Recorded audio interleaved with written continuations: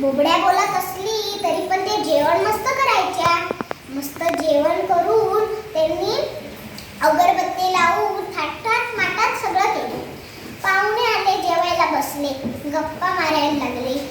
काय मागितलं तर वाढायचं आणि कोपऱ्यात जाऊन उभं राहायचं.